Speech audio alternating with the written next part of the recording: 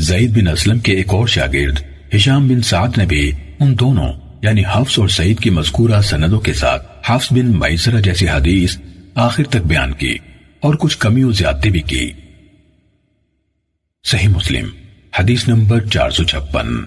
مالک بن انس نے عمر بن یحییٰ بن عمارہ سے خبر دی، انہوں نے کہا میرے والد نے مجھے حضرت ابو سعید خدری رضی اللہ عنہ سے روایت کرتے ہوئے حدیث سنائی کہ رسول اللہ صلی اللہ علیہ وسلم نے فرمایا اللہ تعالیٰ اہل جنت میں سے جسے چاہے گا اپنی رحمت سے جنت میں داخل کرے گا اور دوزخیوں کو دوزخ میں ڈالے گا، پھر فرمائے گا دیکھو اور جس کے دل میں رائی کے دانے کے برابر ایمان پاؤ اس کو نکال لو۔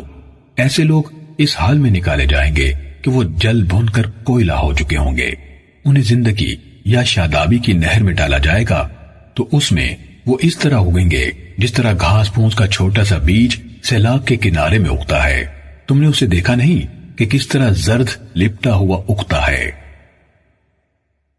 صحیح مسلم حدیث نمبر 457۔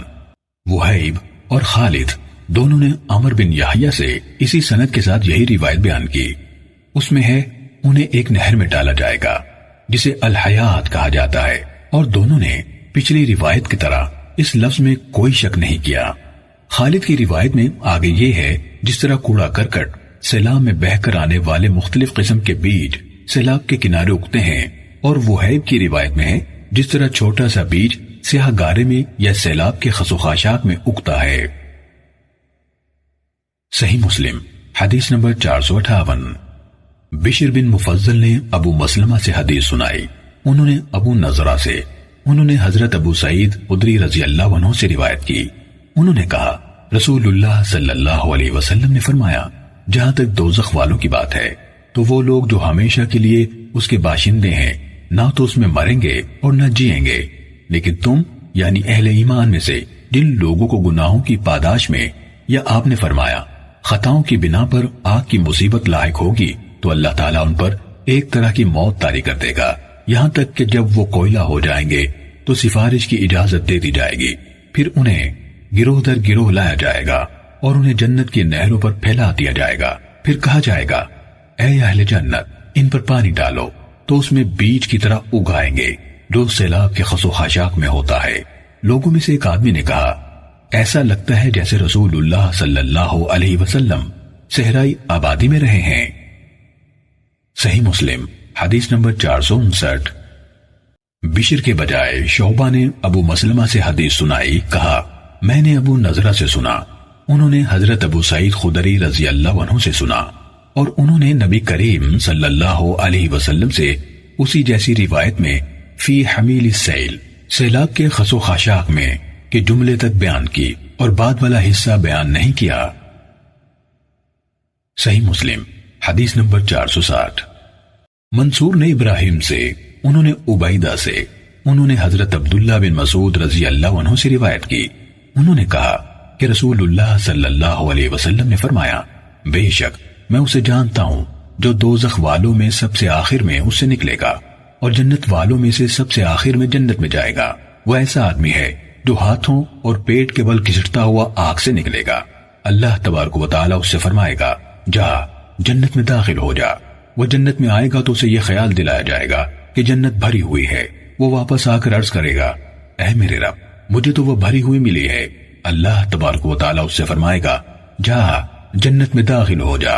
آپ صلی اللہ علیہ وسلم نے فرمایا وہ دوبارہ جائے گا تو اسے یہی لگے گا کہ وہ بھری ہوئی ہے، وہ واپس آ کر پھر کہے گا اے میرے رب میں نے تو اسے بھری ہوئی پایا ہے، اللہ تعالیٰ اس سے فرمائے گا جا جنت میں داخل ہو جا، تیرے لیے وہاں پوری دنیا کے برابر اور اس سے 10 گنا زیادہ جگہ ہے، یا تیرے لیے دنیا سے 10 گنا زیادہ جگہ ہے۔ آپ صلی اللہ علیہ وسلم نے فرمایا وہ شخص کہے گا کیا تو میرے ساتھ مذاق کرتا ہے یا میری ہنسی اڑاتا ہے، حالانکہ تو ہی بادشاہ ہے۔ عبداللہ بن مسعود رضی اللہ عنہ نے کہا میں نے رسول اللہ صلی اللہ علیہ وسلم کو دیکھا، آپ ہنس دیے یہاں تک کہ آپ کے پچھلے دندان مبارک ظاہر ہو گئے۔ عبداللہ رضی اللہ عنہ نے کہا چنانچہ یہ کہا جاتا تھا کہ یہ شخص سب سے کم مرتبہ جنتی ہوگا۔ صحیح مسلم حدیث نمبر 461۔ منصور کے بجائے اعمش نے ابراہیم سے سابقہ سند کے ساتھ عبداللہ بن مسعود رضی اللہ عنہ سے روایت کی کہ رسول اللہ صلی اللہ علیہ وسلم نے فرمایا، میں یقیناً دوزخ والوں میں سے سب سے آخر میں نکلنے والے کو جانتا ہوں۔ وہ پیٹ کے بل گھسٹتا ہوا اس میں سے نکلے گا۔ اس سے کہا جائے گا، چل جنت میں داخل ہو جا۔ آپ صلی اللہ علیہ وسلم نے فرمایا، وہ جائے گا اور جنت میں داخل ہو جائے گا تو وہ دیکھے گا کہ سب منزلیں لوگ سنبھال چکے ہیں۔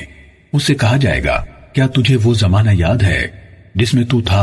وہ کہے گا، ہاں۔ تو اس سے کہا جائے گا، تمنا کر۔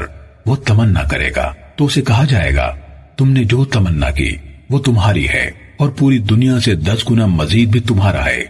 وہ کہے گا، تو بادشاہ ہو کر میرے ساتھ مذاق کرتا ہے۔ عبداللہ بن مسعود رضی اللہ عنہ نے کہا، میں نے رسول اللہ صلی اللہ علیہ وسلم کو دیکھا، آپ ہنسے یہاں تک کہ آپ کے پچھلے دندان مبارک نظر آنے لگے۔ صحیح مسلم حدیث نمبر 462۔ منصور کے بجائے اعمش نے ابراہیم سے سابقہ سند کے ساتھ عبداللہ بن مسعود رضی اللہ عنہ سے روایت کی کہ رسول اللہ صلی اللہ علیہ وسلم نے فرمایا، میں یقیناً دوزخ والوں میں سے سب سے آخر میں نکلنے والے کو جانتا ہوں۔ وہ پیٹ کے بل گھسٹتا ہوا اس میں سے نکلے گا۔ اس سے کہا جائے گا، چل جنت میں داخل ہو جا۔ آپ صلی اللہ علیہ وسلم نے فرمایا، وہ جائے گا اور جنت میں داخل ہو جائے گا تو وہ دیکھے گا کہ سب منزلیں لوگ سنبھال چکے ہیں۔ اس سے کہا جائے گا، کیا تجھے وہ زمانہ یاد ہے جس میں تو تھا؟ وہ کہے گا، ہاں۔ تو اس سے کہا جائے گا، تمنا کر۔ وہ تمنا کرے گا تو اسے کہا جائے گا، تم نے جو تمنا کی وہ تمہاری ہے اور پوری دنیا سے 10 گنا مزید بھی تمہارا ہے۔ وہ کہے گا، تو بادشاہ ہو کر میرے ساتھ مذاق کرتا ہے۔ عبداللہ بن مسعود رضی اللہ عنہ نے کہا، میں نے رسول اللہ صلی اللہ علیہ وسلم کو دیکھا، آپ ہنسے یہاں تک کہ آپ کے پچھلے دندان مبارک نظر آنے لگے۔ صحیح مسلم حدیث نمبر 462۔ انس رضی اللہ عنہ نے حضرت ابن مسعود رضی اللہ عنہ سے روایت کی کہ رسول اللہ صلی اللہ علیہ وسلم نے فرمایا، جنت میں سب سے آخر میں وہ آدمی داخل ہوگا جو کبھی چلے گا، کبھی چہرے کے بل گرے گا اور کبھی آگ اسے جھلسا دے گی۔ جب وہ آگ سے نکل آئے گا تو پلٹ کر اس کو دیکھے گا اور کہے گا، بڑی برکت والی ہے وہ ذات جس نے مجھے تجھ سے نجات دے دی۔ اللہ نے مجھے ایسی چیز عطا فرما دی جو اس نے اگلوں پچھلوں میں سے کسی کو عطا نہیں فرمائی۔ اسے بلندی پر ایک درخت دکھایا جائے گا تو وہ کہے گا، اے میرے رب، مجھے اس درخت کے قریب کر دے تاکہ میں اس کے سائے میں دھوپ سے نجات حاصل کروں اور اس کے پانی سے پیاس بجھاؤں۔ اس پر اللہ عز و جل فرمائے گا، اے ابن آدم، ہو سکتا ہے کہ میں تمہیں یہ درخت دے دوں تو تم مجھ سے اس کے سوا کچھ اور مانگو۔ وہ کہے گا، نہیں اے میرے رب، اور اللہ کے ساتھ عہد کرے گا کہ وہ اس سے اور کچھ نہ مانگے گا۔ اس کا پروردگار اس کے عذر کو قبول کر لے گا کیونکہ وہ ایسی چیز دیکھ رہا ہوگا جس پر وہ صبر کر ہی نہیں سکتا۔ تو اللہ تعالیٰ اسے اس درخت کے قریب کر دے گا اور وہ اس کے سائے میں دھوپ سے محفوظ ہو جائے گا اور اس کا پانی پیے گا۔ پھر اسے اوپر ایک اور درخت دکھایا جائے گا جو پہلے درخت سے زیادہ خوبصورت ہوگا تو وہ کہے گا، اے میرے رب، مجھے اس درخت کے قریب کر دے تاکہ میں اس کے پانی سے سیراب ہوں اور اس کے سائے میں آرام کروں۔ میں تجھ سے اس کے سوا کچھ نہیں مانگوں گا۔ اللہ تعالیٰ فرمائے گا، اے آدم کے بیٹے، کیا تم نے مجھ سے وعدہ نہ کیا تھا کہ تم مجھ سے کچھ اور نہیں مانگو گے؟ اور فرمائے گا، مجھے لگتا ہے اگر میں تمہیں اس کے قریب کر دوں تو تم مجھ سے کچھ اور بھی مانگو گے۔ وہ اللہ تعالیٰ سے وعدہ کرے گا کہ وہ اس کے علاوہ اور کچھ نہیں مانگے گا۔ اس کا رب تعالیٰ اس کا عذر قبول کر لے گا کیونکہ وہ ایسی چیز دیکھ رہا ہوگا جس کے سامنے اسے صبر نہیں ہو سکتا۔ اس پر اللہ اسے اس درخت کے قریب کر دے گا، وہ اس کے سائے کے نیچے آ جائے گا اور اس کے پانی سے پیاس بجھائے گا۔